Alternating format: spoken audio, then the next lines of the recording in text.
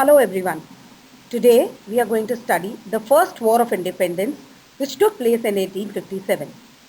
There are a few other names which have been given to this war like the revolt of 1857 or the first war of mutiny against the British.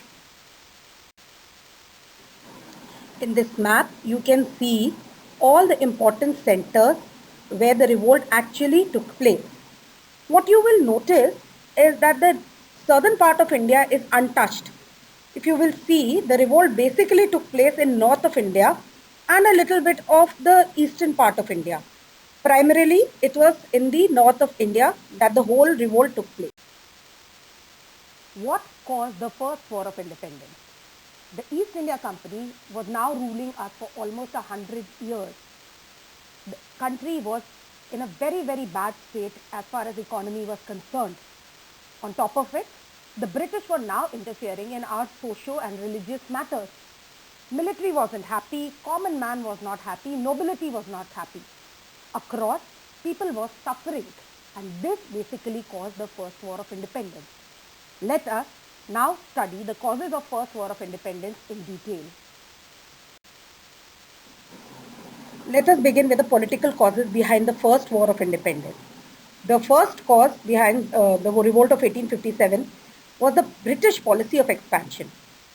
The second, disrespect shown to Bahadur Shah Zafar, ill treatment or bad treatment given to Nana Sahib and Rani Lakshmi Bai, and absentee sovereignty of the British. Okay, so the British policy of expansion was pretty simple. The idea was to expand their territory by hook or by crook. The first and the prime method that they adopted when they came to India was fighting outright wars. If you will notice, they fought the war of Buxar, Anglo-Mysore wars, Maratha wars, Anglo-Sikh wars, through which they could get hold of Indian territory. The next was that of subsidiary alliance. Now, Lord Wellesley introduced this system of subsidiary alliance in the Indian states. The system was very simple. It said that if you are not comfortable, if you are scared of your neighbors, if you are scared that the other Indian rulers can revolt against you and capture your territory, do not worry at all. Britishers are there to help you. We will support you. Our full support will be there. All that you need to do is that you accept us as the supreme. You basically end your foreign relations with all other European alliances. Also, a British resident will always be placed at your territory. Britishers will maintain their own troops, but at whose cost? At your cost. Practically, the Indian states were ready to lose their complete independence and give away everything in the hands of the British.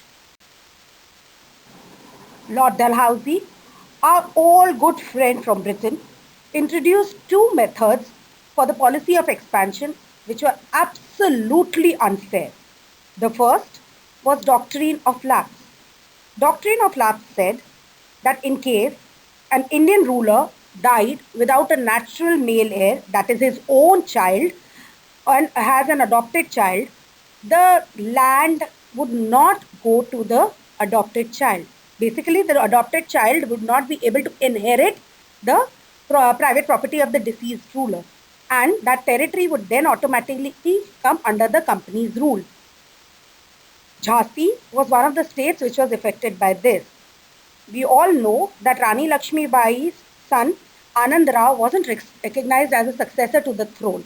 Similarly, some other states which were affected were Satara, Nagpur, Udaipur, and many more states like this. The other method of policy of expansion introduced by Lord Dalhousie was on the pretext of alleged misrule. So the Britishers said that, see, you people, you Indians, cannot manage your territories on your own. You are not capable enough. You are manhandling it. You are not good at administration. So let us rule your places. We decide that you are not ruling it properly. So let us rule your places. Awadh was one of the biggest states which was captured by the British under the pretext of alleged misrule, which left the people of Awadh unemployed, especially the sepoys of Awadh army, which were up to the number of 75,000, which were left unemployed. Next was the disrespect shown to Bahadur Shah Zafar. Bahadur Shah Zafar, the then Mughal ruler, was basically under the protection of the British rule. But Lord Dalhousie declared that after Bahadur Shah Zafar's death, his widow Zeenat Mahal and the successors will not be permitted to use the Red Fort. Also, Lord Canning announced that the successors would not be able to use their imperial titles also. This really hurt the sentiments of the Mughal ruler, his family, and the Muslim community.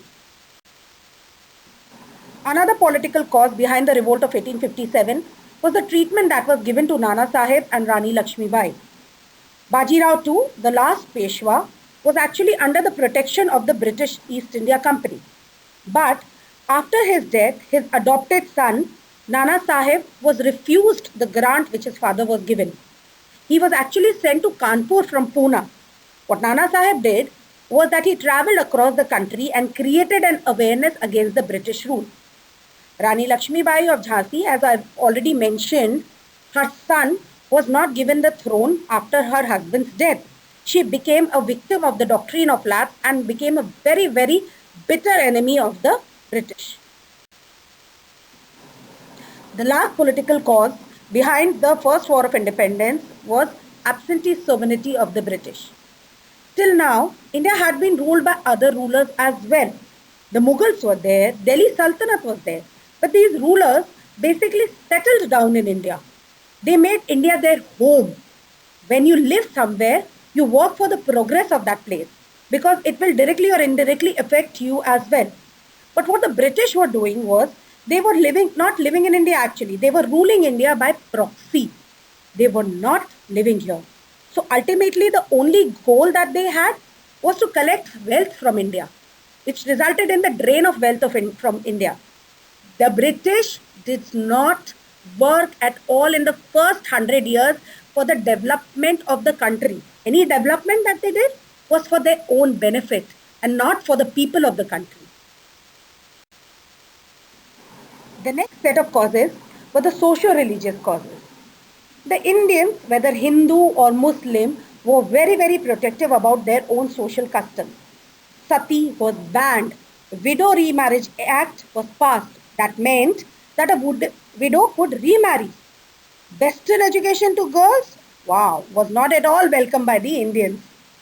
The next thing was that they were very apprehensive about the modern innovations that were introduced by the British in India, like the railways. Now, the problem with the railways was one, that the Indians were made to sit in the third class compartment. They were not permitted to sit in the first and the second class compartment. Now, sitting in the third class compartment meant that these Brahmins and the lower class Indians, or the supposed lower class Indians, were forced to sit together.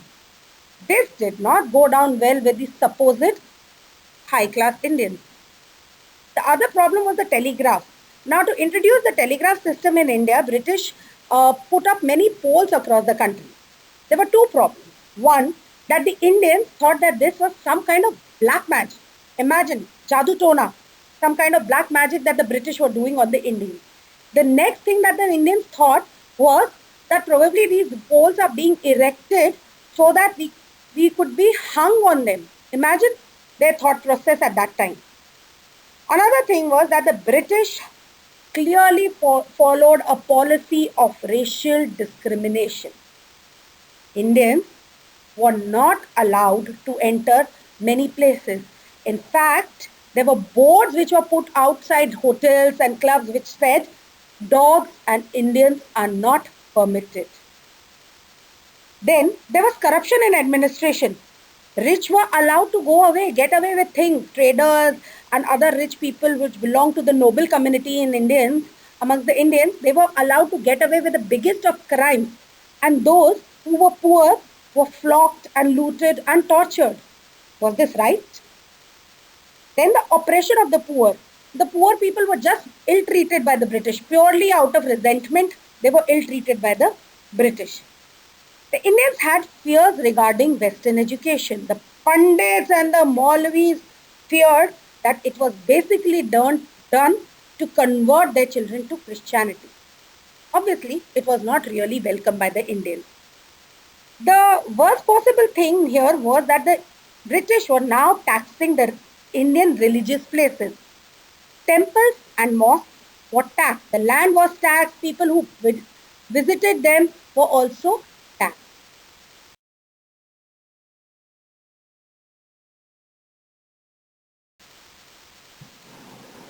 The economic causes behind the first war of independence. The first economic cause behind the war was exploitation of economic exploitation of Indians. Now the Indians were basically forced to grow material which was useful for British, like silk, cotton, indigo. Once a farmer grew indigo on his land, its land became barren for any other product. He could not grow any other product on that land. Indians were forced to accept the ready-made goods that were made by the British. Where would the British throw the ready-made goods that they were making? It was in the Indian market. Now, Indian products had high import duties in England. Means from all the ends, the British were basically exploiting the Indians. Indian handmade products couldn't compete with machine made products. Obviously, they were not standard products, not uniformity was not there. And the people, the ones who could basically patronize the handmade products, the ones who could afford the handmade products, were now buying the British goods. This resulted in the problem of unemployment across the country. India had no agricultural surplus, which raised the prices of raw material in India for the use of the Indians. Drain of wealth. This theory we will study in detail in the coming chapter. What happened was that after the Battle of Plassey, till the Battle of Plassey, to buy the goods from India, British used to basically get coal in India. Now that they started occupying the territories in India, they didn't need to do that. They didn't need to buy it. Why? It was their territory, it was their good. So the material, the raw material, was bought in England from the surplus revenues of Bengal. That meant, where did the surplus revenue come from? That also came from our pockets only. It was not as if the British were giving us any surplus. So eventually, what happened was that the gold stopped coming, raw materials started going to Britain, and we were not getting anything in return. That resulted in complete drain of wealth from our country. Decay of cottage industries and handicrafts, as already discussed with you, there was heavy duty. The ones who patronized these goods, like the prince and the zamindars, were now interested in buying the British machine-made goods. They were exporting cotton and silk.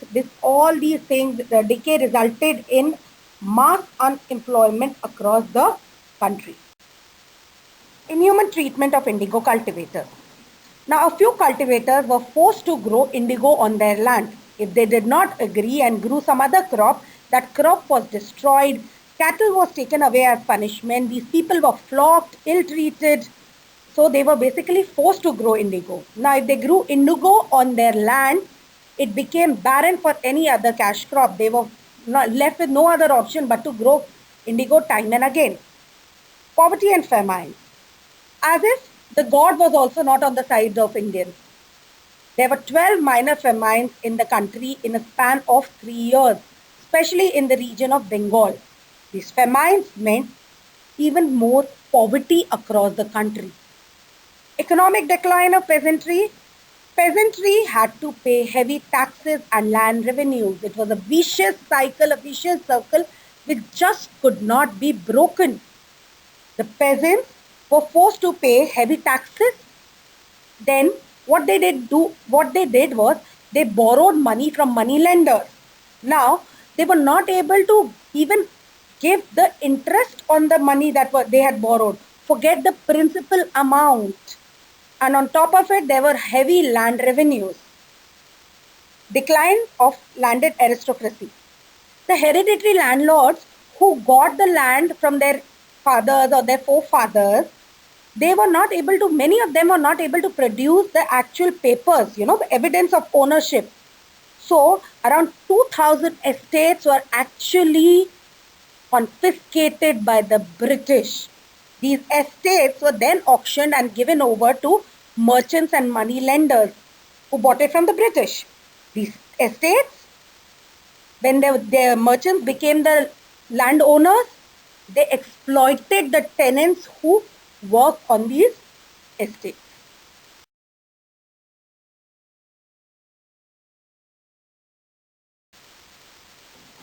We would now study the military causes behind the revolt of 1857. The first cause was ill treatment of Indian soldiers. Indian soldiers, like all other classes of Indians, were ill treated by the British. They were poorly fed, badly housed. The British did not care for the sentiments and the well being of the Indian soldiers. In fact, the Indian soldiers were not allowed to keep beard, they were not permitted to wear turbans. All these things together created a resentment in the Indian soldiers against the British. The Indian soldiers were paid 8 times less salaries than the British Army. The British Army or the British soldiers. Imagine 8 times lesser salary. Then they were also deprived of the allowances. Now, see, there were many soldiers who were placed at places, posted at places which were far away from their families. When they lived away from the families, it meant that they were running two homes. Expenses of two homes were being, uh, there was a burden of expenses of two homes on their shoulders. So earlier, the British used to give them an additional bhatta, which additional expense, which was known as additional bhatta. Now the British stopped giving that. So the Indian soldier basically had to run two homes on one salary. Then, earlier the British used to provide a free post facility for the sepoys. How did the sepoy, poor sepoy, keep in touch with his family? How would he come to know what is happening back in his village? The British actually stopped the free stamps also. The chances of promotion of the Indian soldiers was very, very bleak. The maximum position that an Indian soldier could basically reach in the British Army was that of a Subedar. General Service Enlistment Act. General Service Enlistment Act said that the Indian soldiers would have to travel overseas to fight wars for the British Army across the world. Now, in the Brahmin community, in the Hindu Brahmin community, it was a taboo for the person to travel overseas. But the British didn't really care about the sentiments of the Indians. They forced the Brahmin soldiers also to go to faraway lands. One very funny thing is that the proportion of Indians in the British Army was way more than that of the British soldiers. In fact, in 1856, there were 238 Indian soldiers who worked in the British Army as compared to 45,322 British soldiers. It was just a matter of time when Indians realized that how strong they could be. Faulty distribution of troops. There were strategic important places like Allahabad and Delhi which did not have any British armies and it was held by Indian soldiers only. When England was busy fighting outside India, these soldiers decided to strike against the British. Again, another thing that went against the British was that their performance was not very good. The performance of the British troops was in fact very poor. Without the support of the Indian soldiers, British army was basically very weak. And the Indian soldiers realized this. In various other wars, British had to face this defeat. This broke the myth that the British were invincible. It gave confidence to Indian soldiers that they could stand against the British. But all these causes had been there for almost 100 years now. What happened that triggered a war? What actually became the immediate cause behind the First War of Independence? Well, the British had now introduced in 1856 a new kind of rifle. The old fashioned musket, which was known as the brown base, was now replaced by the new Enfield rifle. Now, the new Enfield rifle, the cartridge of the rifle required to be pulled by the mouth of the soldier. There was a rumor which had spread across like wildfire. The rumor was such that these cartridges were basically loaded with pig fat or cow fat or pig fat.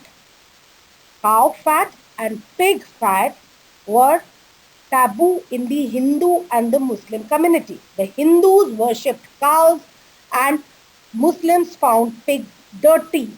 So, for both the communities to pull the cartridge with mouth was absolutely unacceptable. This rumor led to the became a trigger basically. It became a trigger which led to the revolt. The revolt first began at Barrackpore when most of the Indian soldiers basically refused to use these cartridges. As a result, a Brahmin soldier of the 34th Native Infantry at Barrackpore named Mangal Pandey led an attack against this unjust act of the British. After this incident, Mangal Pandey was arrested and hanged on 1857. Within a month of this incident, uprising started in Meerut, Delhi, Kanpur, Lucknow, Jhansi, and many other places in the northern part of the country. The revolt of 1857 did not go in the favor of Indians. The consequences were many, some in the favor of Indians, some more not that much in the favor of Indians. Let us study the consequences of the First War of Independence. The most important or the first consequence of the First War of Independence was the end of the East India Company's rule. The Crown took over the charge from Company. The British Queen was now the ruler of India. She appointed a Secretary of State for India who reported to the British Parliament. In her honor, a Grand Darbar was organized. Queen Victoria's proclamation on 1st November 1858 at Allahabad, the transfer of governance was done. Lord Canning became the first Viceroy of India. British promised not to intervene in social and religious matters of the Indians. They also promised to bring equality and to pardon the Indian soldiers and to work for the best of Indian industry. Well, we all know how it went. The First War of Independence also resulted in the end of Mughals and Peshwas. Bahadur Shah Zafar, the last Mughal ruler, was exiled to Yangon, and Nana Sahib, the last Peshwa ruler, fled away to Nepal. The two bitter foes, the two threats to the British, now came to an end. Relations with princely states. Now, after the revolt of 1857, the policy of annexation and doctrine of lapse were abandoned by the British ruler. The states, the princes of the states who remained loyal to the British during the First War of Independence were rewarded by them. British now adopted the policy of divide and rule. They divided caste against caste. They divided princes against the common people. And most importantly, they divided Hindus against Muslims. This resulted in widening the gulf between Hindus and Muslims. British sowed seeds of hatred among Hindus and Muslims. Racial antagonism. British still believed they were superior. They believed that the European race or the white race was far more superior than the brown race. They still maintained the same thoughts. They still kept the same slogans outside railways, parks, hotels, etc., reserved only for British or only for Europeans. Increased racial bitterness. British believed that Indians were not trustworthy, so they remodeled the structure of the Indian government based on the idea that the Europeans and the British were a superior race. Now decided that they would not interfere in the religious affairs, the customs and the traditions of the Indians. Actually, this was the only good thing that the British had done during their rule in India. By banning sati and the Widow Remarriage Act that they had introduced, or introducing education for girls, was the only good thing that the British had done for the Indians. They stopped doing that also now. The British foreign policy was very simple. They decided that they had only two agendas. One was that the protection of its Indian empire against any other power, and the second was that they wanted to expand the British rule across India by keeping India as their base. A very, very important outcome of the First War of Independence were the changes that the British brought in their army. The British actually realized that they had not strategically planned the troops. So what they did after the revolt of 1857 was that the number of Indian troops was decreased to 1,40,000 and the number of European troops was now increased to 65,000. European troops were now kept in key locations. Policy of excluding Indians from officer position was strictly followed. They still maintained the Indians still did not get any more higher position than a Subedar. Weapons were never placed under the charge of Indians.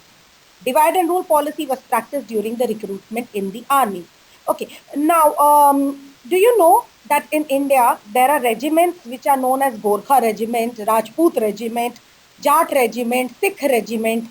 All these regiments were actually introduced in the Indian Army by the British. The idea behind doing this was to divide the country on the basis of caste. So, what happened was that they indirectly discouraged nationalism through caste and religion. Soldiers were not allowed to read newspapers and journals. These newspapers and journals gave them courage. It gave them a spirit. It gave them an idea that across the world, other countries were fighting against the British. The British very intelligently stopped newspaper circulation among the Indian soldiers. India was further exploited economically. All the economic causes of the revolt of 1857 became even worse as a consequence of the war. India now became a colony to export raw material to the British and to import the finished goods from Britain to India. Salary of soldiers, military officers, council members was now taken from Indian resources. Means all the people who were employed by the British were paid off by the Indian revenues. Peasants were now bankrupt. They were poor during the British rule, especially the indigo peasants. Indian cottage industry and handicraft industry completely collapsed. Indians had to pay heavy taxes, revenues, and dividends to the British. What worked in the favor of the Indians as a consequence of the First War of Independence was rise of nationalism. Rise of nationalism we will study in detail as another topic altogether. Now, the uprising of 1857 paved way for the rise of Indian national movement. Sacrifices made by Rani Lakshmibai, Nana Sahib, Mangal Pandey inspired many Indians. It started a tradition of resistance to the British rule. What were the drawbacks of the First War of Independence? Why was the First War of Independence a failure for the Indians? As far as the Indians were concerned, there was absolute lack of planning, organization, and leadership. The leader of the revolt of 1857 was Bahadur Shah Zafar. Bahadur Shah Zafar by now was a weak puppet ruler in the hands of the British who really did not have any power. There was a complete lack of common cause. The traders, the merchants, the people living in the port areas were in the favor of the British. They did not want the British to leave India. Lack of participation from all sections of society. As I said, the businessmen, the merchants, they were in the favor of the British in India. There were lack of resources. India was in a very, very bad state economically. Where would they manage all these resources from? Then, as I said at the beginning of the chapter, you would see that the revolt was only limited to the northern part of the country. It was not a nationwide revolt. Only very few people participated in the revolt. It was not a mass revolt. Now, the beginning of the revolt was actually fixed as for a later date, but it began earlier because of the agitation in the Barakpur region, in the Barakpur regiment, where the people revolted against the Enfield rifles. Whatever you may say, though the revolt of 1857 was a failure, though the revolt of 1857 did not get the results that the Indians expected, the revolt of 1857 gave a hope to the Indians. The revolt of 1857 led to the rise of nationalism. The revolt of 1857 led to the formation of Indian National Congress. The revolt of 1857 was our first fight against the British. Maybe it was not united. Maybe it could have been better. But at least there was a start against the British rule.